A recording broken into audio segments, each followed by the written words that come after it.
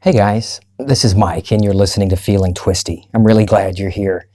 I know there are a few people that I met just this week that have subscribed to Feeling Twisty, and I believe are listening, as well as my sweet Aunt Joan, who does listen. But last night I was talking to her. She loves talking about stuff like this. In fact, years ago, she's the one that got me pointed this direction. I didn't realize where this would take me, that it would take me to this point, all the realizations that I've come to. And I don't even know if she realizes what she was doing, the guidance she was giving me from a distance. So thank you, Aunt Joan. I love you. But back to my point. She asked maybe if I could explain it in a more simpler way. And some of the wording that she's not familiar with, she asked if I explain it in a different way. So before I get into naturalness, I wanted to talk about that. Basically what I believe.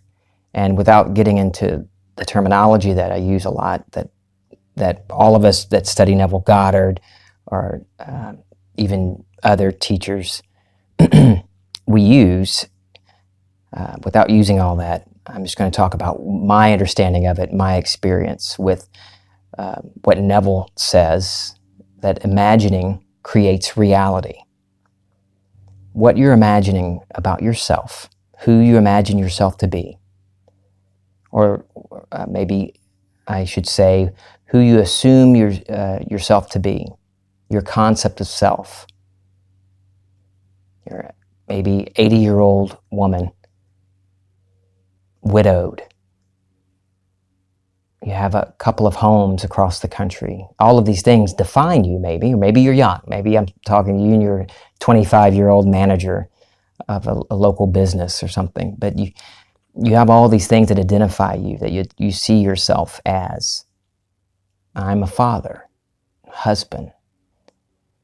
I'm a number of things. I have a concept of myself, and you have your own concept of self, based on the things you were taught as you grew up, as you were raised by your parents or other guardians, the things you learned in school, on the news, friends, everything. All of these things that you took in and believed, assumed to be true about yourself and about the world, about your world and your experiences. That everything comes down to what you imagine about that. What are you assuming to be true about yourself and your world? That's pretty much it. It's that what you imagine about yourself, who you imagine yourself to be, and what's possible and what's not possible. All the limits and restrictions you've placed that you assume to be there in your life are only there because you assume that that's the way it is. And that's the way I thought it was for many, many years. Oh, you got to be, watch your money because gas prices are probably going to go up. There's going to be a recession, so save your money. Of course, if I listened to people, to advice when I was younger, we wouldn't have had 5 kids. What? You're pregnant again? You can't afford that.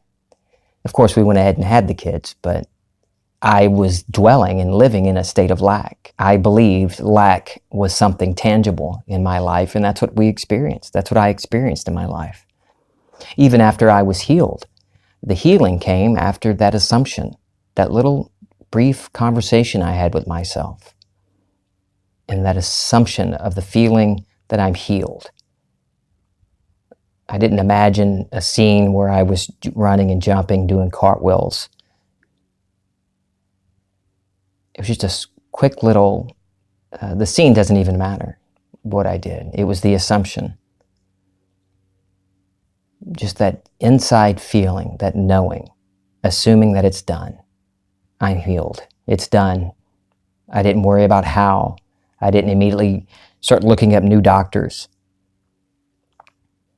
I assumed it to be done, and I let it go, even though I was still sick the next day. But I'm not going to get into all that story right now. What I'm getting to is that even then, when I saw the power of imagination at work in my life, I still was dwelling in a state of lack. It wasn't like one thing happened and then everything changed in my life, not when one fell swoop. No, I still believed that lack was something tangible and possible, very real for me. So that's what I experienced in other ways. So if you take a look at your life, take a look at your day, just your day. Life is big, huh? Start back when you came out of your mother's womb, and let's go from there. Take a look at your day, your interactions with people, at work, at home, visiting family. Do the people you interact with on a daily basis, do they tend to behave the way you assume they will? You notice, oh yeah, Mike's a jackass. He always acts like that. Don't surprise him with any bad news because he's going to freak out. Don't criticize his rotisserie chicken because he's going to get offended. I've just used my name as an example. But yeah, I used to be very, very temperamental, very sensitive. If somebody said anything negative to me, I would pout and mope. Oh, it was dark. I would go dark. And in the whole house, it was just not fun. But back to you. The people you interact with, do they continue to behave the way you assume they are? Your in-laws, do they, oh, they're going to, if I say anything wrong, then she's going to snap at me or take it the wrong way. She always takes it the wrong way, and there's tension.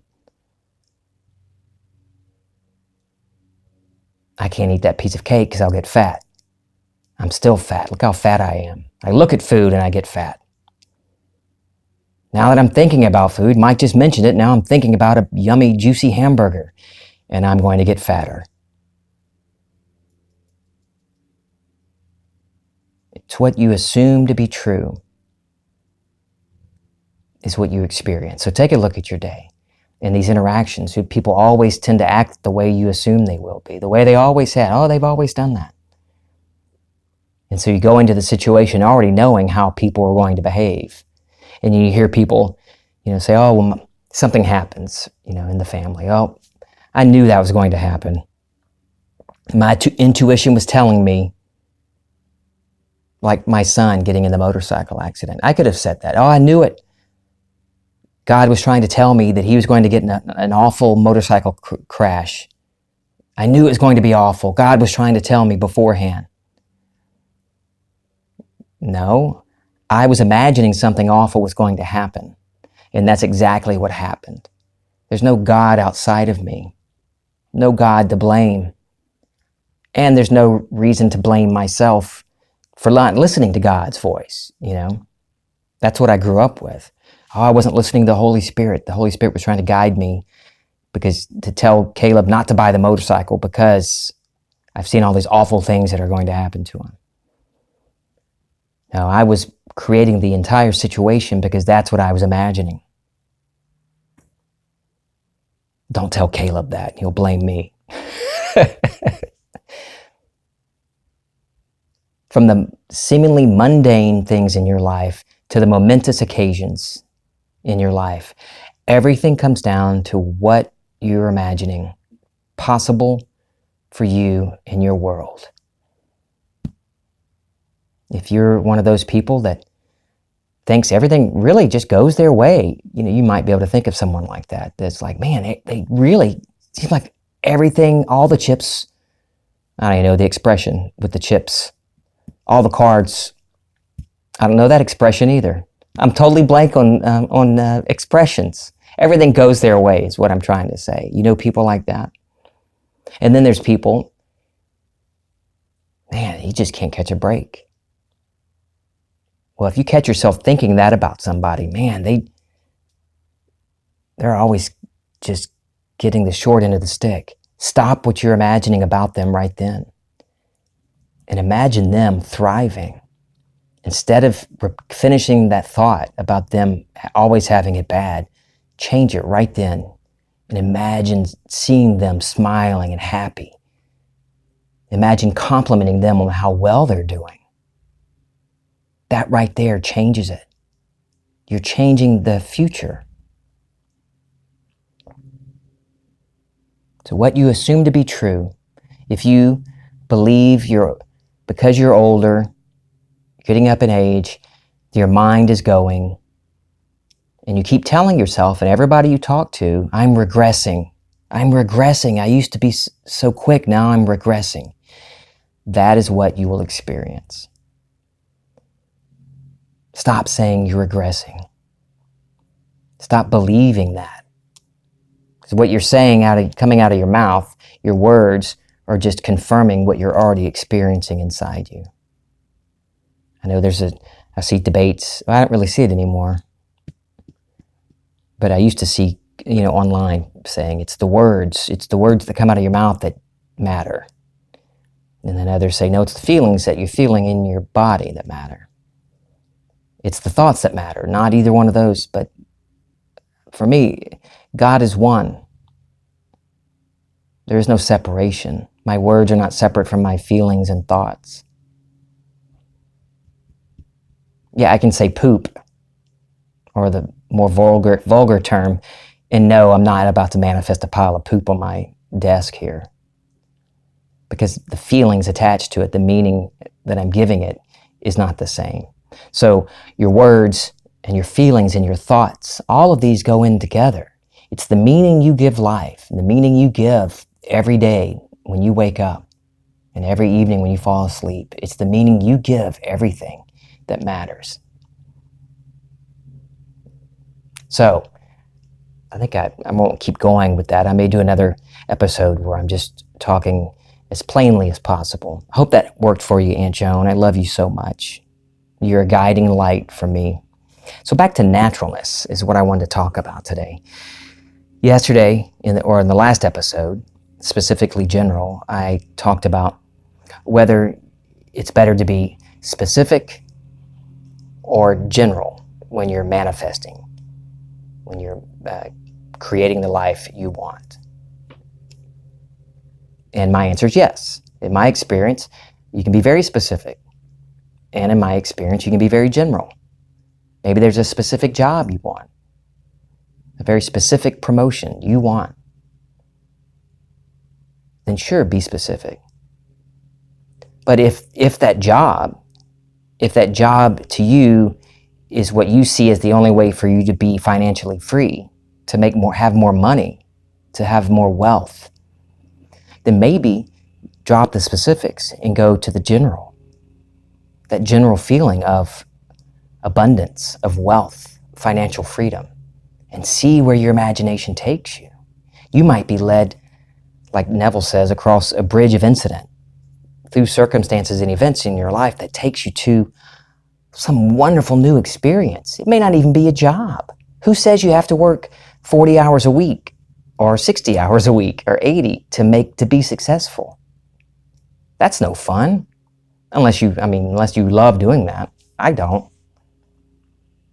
I enjoy exploring. I enjoy sharing with you my explorations and what I've learned and experienced. I love doing that. So if it is a specific job you want, then yeah, be specific. But be honest with yourself. What's the reason? Why do you want the job? Is it for financial freedom or status? I can tell you, whether it's status or financial freedom or whatever, you can imagine up even greater things than just that one job promotion and status. Imagine right now being that status you want to be, somebody that's well loved in the community, a leader. It doesn't have to be through a specific job. How would you feel right now if you were valued, that people lit up when you walked into the room and sought your advice? Okay, I'm not talking about specifics and generals today. I want to talk about another important part of it is, regardless of whether you're being specific or general, it's the naturalness of the new state of being. If it never becomes natural to you, a natural feeling, it's not going to happen. Now, let's say you're sick, and chronically sick, or permanently sick, and you imagine you moved into the state, whether you've created an imaginal scene that implies you are healed, or you just ask yourself, how would I feel sitting here right now if I could go do anything I wanted with no health problems, feel perfectly well? How would my family see me? How good would that feel, hearing them rejoice in me being healthy? However you've gotten to that feeling, this new state of health, remain there. And that's the key, to remain in that state. So let's just take health. You've imagined this new state of health and mobility. Okay, but your body's still not doing it. Your body's still not mobile. You're still sick. You're still having muscle spasms or whatever. All the evidence in the physical world tells you nothing's happening. The only thing to do is to persist. Persist in that new state, this new feeling of doneness, that it's done. Every time you start to question, anytime you want to, you notice, okay, I'm still sick. Don't start getting into the doom loop and thinking I did it wrong, I'm not imagining correctly. No, you did. You've been imagining correctly, manifesting everything you imagine all your life. So trust that you did it. You know the feeling of health. You know that feeling. You've imagined yourself into that feeling. So every time you start to question whether your body's going to start living up to the check you wrote it in imagination, don't doubt. Don't start to question. Continue persisting. Bring up that feeling again and again and again. And even when you think you're going to get so frustrated, you're going to snap and give up, don't give up. Continue bringing up that feeling and dwelling in that feeling of, you don't have to imagine moving your body around. You certainly could. I didn't imagine running or doing anything because at the time that didn't seem natural to me. I honestly had forgotten what it was like to run or to do things like that. But the feeling that I'm talking about is the feeling that it is done. I've moved in imagination and I know I'm healed. And if you persist in it, continue dwelling in that state. And every time you notice your thoughts are leading you to doubt and impatience and worry, let it go. Get back into that feeling. Back into the feeling of, I got this. This is done. And as you do it, you'll notice one day, hey, wait, it feels different. This feeling, I'm dwelling in this feeling more and more. I'm not doubting as much. I'm not reacting negatively so much. Yeah, I'm still in a wheelchair. So what? I know I'm healed. I know I'm healed. My bank account's low. So what? I know I'm feeling, I was about to say, I know I'm feeling twisty. My bank account's low. So what? So what? I know I'm wealthy. I know I'm wealthy. And even if you're dwelling in this healthy state, and you go to a doctor's appointment tomorrow and they say something, maybe there are more lesions or there's no improvement or things are getting worse. So what? So what? That's the attitude for me, how to react to it. So what? Be indifferent to it. I know what I've done. Neville, I'm not going to quote it perfectly,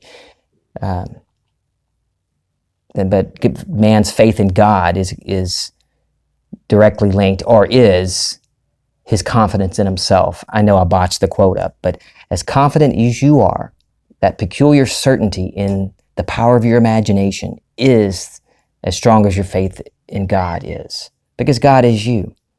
That's a word that we've used, just a word, a symbol, to describe this I amness that we all are, or this awareness of being.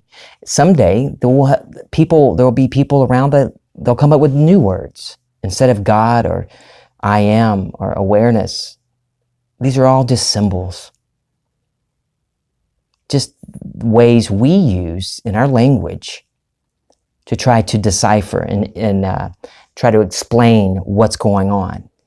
And I know we don't have it. I know and experienced a lot of cool things, but I know I'm not done being awakened.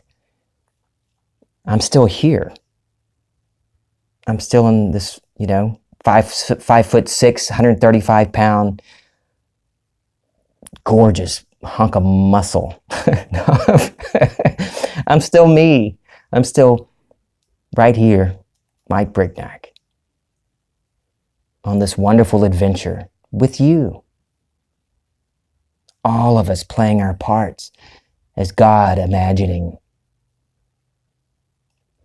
It's a wonderful adventure. Let's say you're healthy. Let's say you're sick and you've imagined health, or let's say you're poor and you've imagined wealth, and then you die tomorrow. So what? You're not dead. You don't die. So it's not like you're missing your chance of being healthy, or you're missing your chance to experience wealth.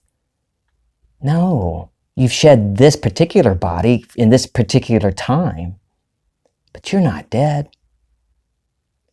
For me, that took a lot of pressure off. It's like, oh, okay, that's cool.